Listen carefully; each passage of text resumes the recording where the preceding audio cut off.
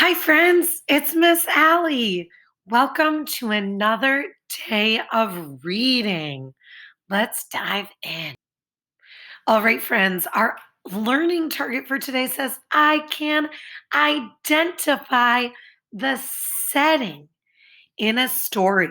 So I see some big, juicy words identify and setting. Let's talk about what the setting is. The setting is when and where the story takes place. So you can see there's a picture of a moon here that's showing when the story takes place. It must take place at night. And where it looks like there's a campfire. Maybe the story takes place in the woods. This is the setting, when and where the story takes place. So, our reading strategy today is identifying the setting. So, your first step is while you're reading the story, you're going to think about where the story happens. This is called the place. So, we have some pictures here. It might take place in a house, it might take place in a city, it might take place in a castle, it might take place in the solar system. A good clue for figuring out where the story happens is looking at the pictures. Oftentimes, the pictures will show you the place. So, once you found out where the story takes place, your second step is to think about when the story happens. This is called the time. So, friends, this could be like the time of day. The story could happen in the morning because they're eating breakfast, or there's a sun, or it could happen at night, like kids are going to bed, or it's dark outside. This could also be the time of the year, like they're building a snowman. So, it happens in the winter. Or they went to a swimming pool. It was the 4th of July. So it happens during the summer. This could also be the time in history. Like if we're reading about dinosaurs, this happened in the past. There are no dinosaurs today. Or it could happen in the future if they're talking about a future world. So there's a lot to think about when we think about when the story happens, the time of day, the time of year, and the time in history. So, both of these things together, the time and the place of a story, that's called the setting. And when we read stories, it's important for us to understand the setting. And just like we did when we learned about characters, we're going to use evidence from the story to justify our thinking, to prove our thinking. We can use pictures or words to figure out the setting of a story. So we're going to practice that together today. I'm going to read the story, The Giant Turnip. And as I'm reading, I'm going to be thinking about the setting, the time and place that this story happens.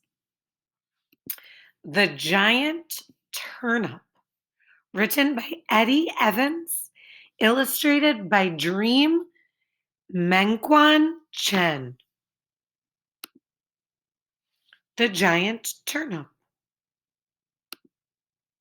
Here's some words to know: budge, burst, grabbed, heap, sprouted, turnip.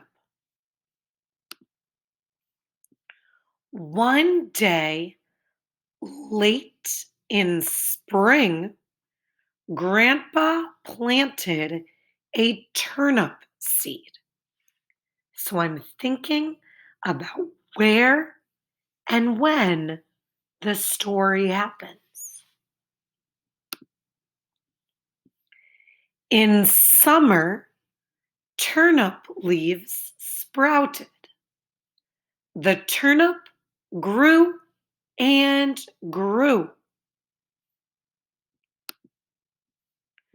Grandpa grabbed the leaves and pulled. The giant turnip didn't budge.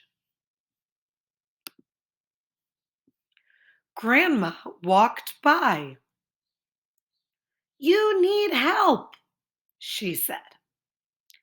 Grandma grabbed Grandpa and pulled. The giant turnip didn't budge. Granddaughter walked by. You need help, she said. Granddaughter grabbed Grandma and pulled. The giant turnip didn't budge. Dog walked by. Woof, woof. You need help, he said. Dog grabbed Granddaughter and pulled.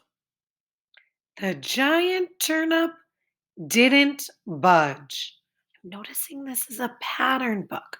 Are you picking up on the pattern? Cat walked by. Meow, meow. You need help, she said.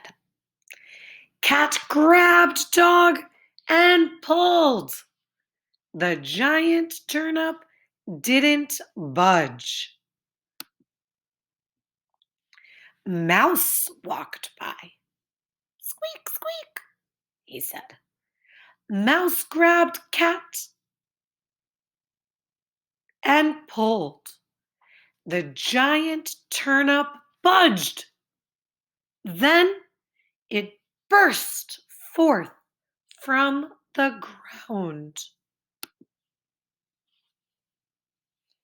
Grandpa, Grandma, granddaughter, dog, cat, and mouse fell backward in a heap. Before them lay the biggest turnip they had ever set eyes on. From then on, they had turnip for breakfast, lunch, and dinner. All right, friends, I hope you enjoyed the story, The Giant Turnip. Now let's answer some discussion questions. So the first question asks, where does the story happen? And it says, what in the story makes you think that? I'm thinking about where the story happens, and the pictures gave me really good clues. The pictures in this story showed me that the story takes place on a farm. I think they're on a farm. I saw the rolling hills.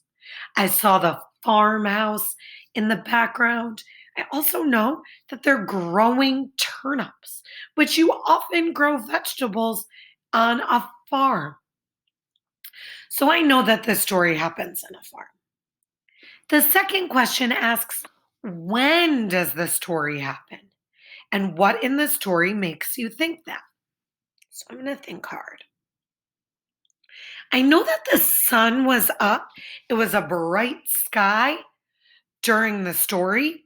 I could see that in the pictures. So this story happens during the day. I also know at the end of the story, they were sitting down to eat dinner. So it was just before dinner time. That's when the most of this story takes place. I'm also remembering that the story talked about some seasons. I heard the words late spring and in the summer, the early summer. So this story does not take place in the winter. It does not take place in the fall, but this story happens in the late spring and early summer during the daytime. I know this because the story told me this. All right, friends. So now it is going to be your turn. When you're in your small groups today, you are going to work with your teacher to remember what the setting is. Then you're going to read a story and you're going to try to figure out where the story happens and when the story happens. And then you'll get a chance to answer some discussion questions. All right, friends, it was great seeing you. Have an awesome time in reading. See you later.